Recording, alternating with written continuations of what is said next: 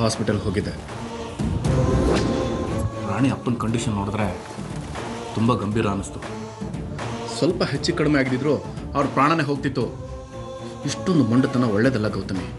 ಅಕಸ್ಮಾತ್ ಅವ್ರು ಸತ್ತೋಗಿದ್ರೆ ಏನು ಮಾಡ್ತಿದ್ದೆ? ಅವ್ರು ಸತ್ತೋಗಿದ್ರೆ ಏನಾಗ್ತಿತ್ತು? ಕೇಸ್ ಕ್ಲೋಸ್ ಆಗ್ತಿತ್ತು ಅಷ್ಟೇ ತಾನೇ. ದೇಶದಲ್ಲಿ ಪಾಪ್ಯುಲೇಷನ್ ಕಡಿಮೆ ಆಗಲಿ ಅಂತ ರಾಜಕಾರಣಿಗಳು ಗಂಟೆಗಟ್ಟಲೆ ಭಾಷಣ ಮಾಡ್ತಾರೆ. ಅಂಥದ್ರಲ್ಲಿ ಇನ್ನೊಬ್ಬ ಸತ್ತರೆ ದೇಶಕ್ಕೇನೂ ನಷ್ಟ ಇಲ್ಲ. ಅವ್ರ ಭಾಷಣ ಮಾಡೋದು ಜನಸಂಖ್ಯೆನ ಹೆಚ್ಚು ಮಾಡಬೇಡಿ ಅಂತ, ಇರೋ ಜನರನ್ನ ಸಾಯಿಸಿ ಜನಸಂಖ್ಯೆ ಕಡಿಮೆ ಮಾಡಿ ಅಂತಲ್ಲ. ಸದಾನಂದನಿಗೆ ಏನಾದ್ರು ಸ್ವಲ್ಪ ಹೆಚ್ಚು ಕಡಿಮೆ ಆಗಿದ್ರು ನೀ ತೊಂದರೆ ಸಿಕ್ಕಾಕೋತಿದೆ ಗೊತ್ತಾ? ನಾನಾ? ಸಾಧ್ಯನೇ ಇಲ್ಲ. ಈಗಾಗಲೇ ಎಲ್ಲರೂ ಅದನ್ನು ಆಕ್ಸಿಡೆಂಟ್ ಅಂತ ನಂಬ್ಕೊಂಡಿದ್ದಾರೆ. ಹಾಗೆ ಅವನಿಗೆ ಡಿಕ್ಕಿ ಹೊಡೆದಿದ್ದ ವೆಹಿಕಲ್ ಬಗ್ಗೆನೂ ಯಾವ ಡೀಟೇಲ್ಸು ಸಿಕ್ಕಿಲ್ಲ. ತಲೆನೇ ಕೆಡಿಸ್ಕೊಳ್ದೆ ಕೇಸ್ ಈಸಿಯಾಗಿ ಕ್ಲೋಸ್ ಆಗ್ತಿದೆ.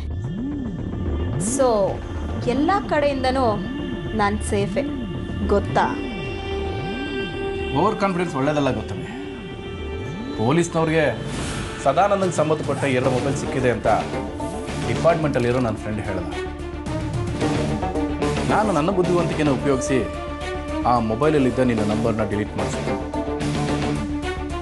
ಇಲ್ಲ ಅಂದಿದ್ರೆ ಇಷ್ಟೊತ್ತಿಗೆ ನೀನು ಕಂಬಿ ಎಣಿಸ್ಬೇಕಾಗಿರೋದು.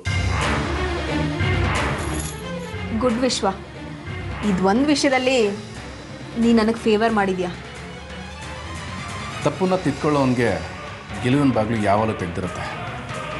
ಮೊಂಡುತನ ತೋರಿಸೋನಿಗೆ ಕೊನೆಗೆ ಸಿಗೋದು ಚಡಿಯೇಟು. Choice is yours.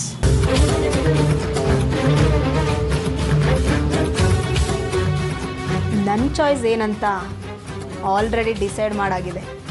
ಹಾಗೆ ಅದೃಷ್ಟನೂ ನನ್ನ ಜೊತೆಗಿದೆ. ಸದ್ಯಕ್ಕಂತೂ ನಾನು ಯಾರ ಕೈಗೂ ಸಿಕ್ಕಾಕೊಳ್ಳಲ್ಲ.